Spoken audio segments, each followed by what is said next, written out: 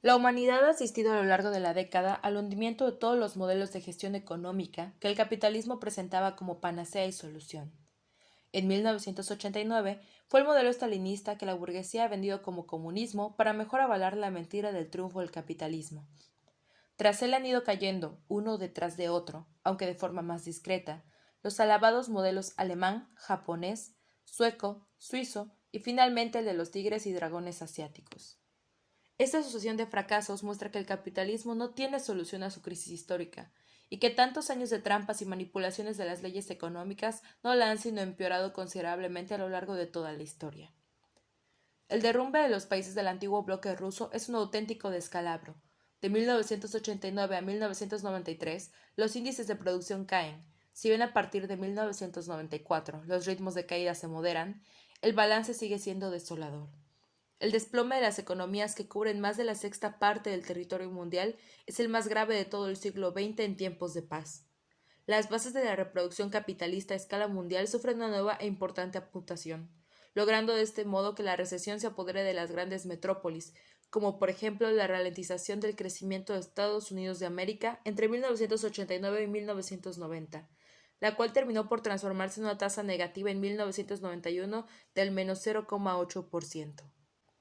Posteriormente, en 1994, tras unos tímidos intentos en 1993, la economía de Estados Unidos, acompañada por las de Canadá y Gran Bretaña, comienza a presentar cifras de crecimiento que no superan al 5%, apoyándose sobre el endeudamiento masivo de Estados Unidos y de toda la economía mundial. Más tarde, en el año 2000, las industrias de servicios se convirtieron en el sector más importante de toda la economía estadounidense, dando empleo al 75% de la población activa. Los ingresos se estimaron en 2,11 billones de dólares y los gastos en 1,88 billones. Desde comienzos de la década de 1980, Estados Unidos había venido registrando un déficit presupuestario de unos 100.000 millones de dólares anuales.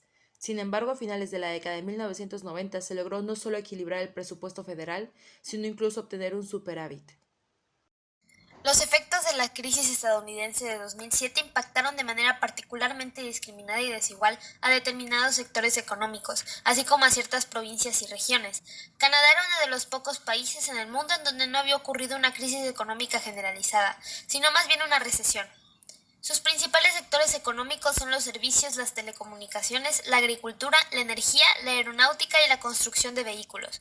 Mantiene fuertes relaciones con los Estados Unidos, que es su principal cliente y proveedor, con quien perdura una de las relaciones más íntimas y más profundas en el mundo entre dos naciones.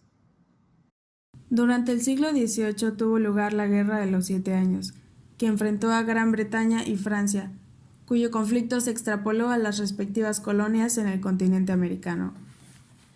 El fin de la guerra trajo consigo, entre otras cosas, el Tratado de París, por el cual el Reino de Gran Bretaña pasaba a tomar posesión sobre Nueva Francia, al tiempo que los aristócratas franceses abandonaban el territorio. El nuevo dominio británico sobre Nueva Francia desembocó en protestas civiles y enfrentamientos entre los canadienses y las principales instituciones anglosajonas que dirigían el funcionamiento de la demarcación.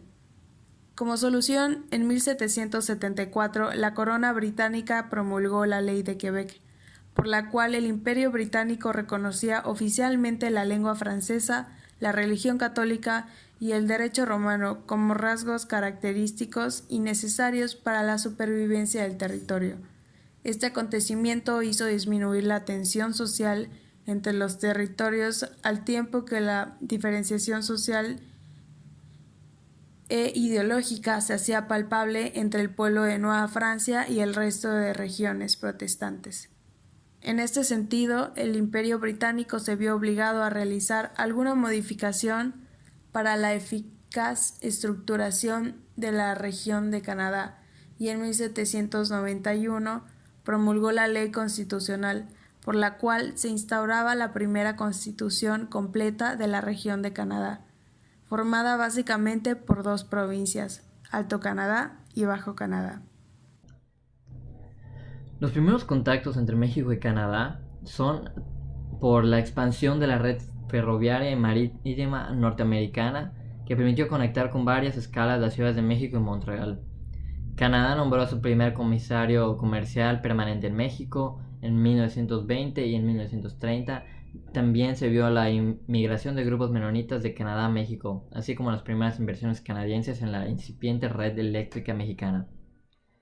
Después de un largo proceso de autonomía, el Estatuto Westminster de 1931 otorgó a Canadá sus plenos poderes en las relaciones internacionales, transformándolo así en un Estado soberano.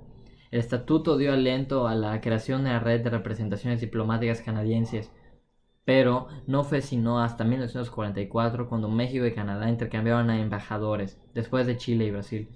Aunque hubo manifestaciones recíprocas de interés, fue necesario que los Estados Unidos estimularan explícitamente el establecimiento de relaciones diplomáticas como una forma de consolidar el frente aliado en América durante la Segunda Guerra Mundial. La Guerra Fría volvió a separar a Canadá de México. Canadá se alineó explícitamente con los Estados Unidos y fue miembro fundador de la Organización del Tratado del Atlántico del Norte, pero también del Acuerdo General sobre Aranceles Aduaneros y Comercio. Ambos acuerdos dieron un importante impulso a la creación de una alianza capitalista política, económica y militar liderada por los Estados Unidos y de la que Canadá era un miembro preeminente. En 1944 y hasta finales de la década de 1980, las relaciones diplomáticas entre México y Canadá no fueron prioritarias para ninguno de los dos países. En 1960, la nacionalización de México de la industria eléctrica, que era un sector central para la inversión canadiense directa en el extranjero, limitó aún más las relaciones económicas entre ambos, lo cual no impidió que aparecieran algunos puntos de convergencia, como la decisión de mantener relaciones diplomáticas con Cuba a pesar de las presiones estadounidenses. Hubo incluso algunas visitas de estados recíprocas, pero sin consecuencias mayores ni en términos de alta ni de baja política. Las relaciones México-Canadá solo se dinamizaron en la década de 1980. En este momento, la crisis económica llevó a México a cambiar de modelo de desarrollo y abrirse al exterior, mientras que el bloqueo de las negociaciones de la Ronda Uruguay del GATT y el aumento del proteccionismo estadounidense llevó a Canadá a buscar garantías para sus mercados en acuerdos bilaterales de libre comercio. En ambos casos, el socio busca garantías para sus mercados en acuerdos bilaterales de libre comercio. Es evidente e inmediato que eran los Estados Unidos. Fueron los recelos y desconfianzas recíprocos, junto con el peligro de que un acuerdo bilateral de los Estados Unidos con un país resultara perjudicial para el otro, los que llevaron a la negociación de un acuerdo comercial trilateral, el TLCAN. Consternidos por las circunstancias, y a partir de ese momento, México y Canadá intensificaron sus relaciones diplomáticas, económicas y de todo tipo. La Primera Guerra Mundial de 1914 a 1918 fue el conflicto más sangriento en la historia de Canadá y cobró la vida de casi 61,000 canadienses. Borró las nociones románticas de la guerra e introdujo la matanza a gran escala. Infundió el miedo a la participación militar extranjera que duraría hasta la Segunda Guerra Mundial. Sin embargo, los grandes logros de los soldados canadienses en los campos de batalla, como Ypres, Vimy y Passchendaele, encendieron un sentimiento de orgullo nacional y una confianza de que Canadá podría sostenerse por sí misma, aparte del Imperio Británico, en el escenario mundial. La guerra también profundizó la división entre el francés y el inglés de Canadá y marcó el comienzo de una intervención estatal generalizada en la sociedad y la economía. En el extranjero, los soldados de Canadá habían luchado para lograr y habían ganado un considerable grado de autonomía de tal control británico. La recompensa directa de Canadá por sus sacrificios fue la modesta presencia en la Conferencia de Versalles y un asiento en la nueva Liga de las Naciones. Sin embargo, las profundas divisiones nacionales entre el francés e inglés creadas por la guerra y especialmente por la crisis de reclutamiento de 1917 hicieron que el Canadá de la posguerra temiera las responsabilidades internacionales. Los canadienses habían hecho grandes cosas en la guerra, pero no las habían hecho juntas. La Segunda Guerra Mundial fue un evento decisivo en la historia de Canadá, transformando a un país tranquilo al margen de los asuntos mundiales en un jugador crítico en la lucha más importante del siglo XX. Canadá desempeñó un papel vital en la batalla del Atlántico y la guerra aérea sobre Alemania, y contribuyó con fuerzas a las campañas de Europa Occidental, más allá de lo que cabría de esperarse de una nación pequeña de solo 11 millones de personas. Entre 1939 y 1945, Más de 1 millón de hombres y mujeres canadienses sirvieron a tiempo completo en los servicios armados. Más de 43,000 fueron asesinados. A pesar del derramamiento de sangre, la guerra contra Alemania y las potencias del eje revitalizó la base industrial de Canadá y elevó el papel de la mujer en la economía. Durante la guerra, 1,086,343 hombres y mujeres canadienses cumplieron con su deber a tiempo completo en los 3 servicios. El costo en sangre fue menor que en la Primera Guerra Mundial, pero aún trágico. Casi 44,000 personas perdieron la vida, incluidos marineros que murieron sirviendo en la marina mercante. La importancia de la Segunda Guerra Mundial de la historia de Canadá fue grande. La unidad nacional entre franceses e ingleses fue dañada. La economía se fortaleció y su capacidad de fabricación se diversificó mucho. El orgullo nacional y la confianza se incrementaron. La condición del país independiente estableció apenas en 1919. Estaba fuera de toda la duda y después de 1945. Canadá era un poder de derecho propio, una potencia media que tuvo que limitar sus aspiraciones. Bueno, como vimos, la conclusión es que Canadá es uno de los pocos países en el mundo donde no había ocurrido una crisis económica. Sus principales sectores económicos son los servicios, las telecomunicaciones, la agricultura, la energía, la aeronáutica, entre otras. Los Estados Unidos de América es su principal socio comercial y proveedor con quien mantiene fuertes relaciones.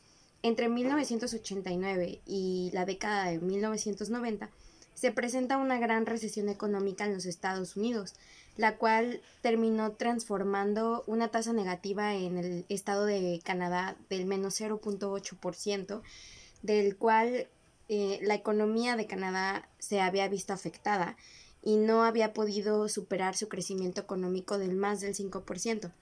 También tuvo conflictos en Quebec, como lo vimos a lo largo de la presentación en Canadá, los cuales fueron solucionados hasta el año de 1974 con la Ley de Quebec. Esta fue solucionada por la corona británica y este acontecimiento acabó con las tensiones de la región de Canadá. En el año de 1971 se instauró la primera constitución de Canadá, formada por las provincias del Alto y el Bajo Canadá.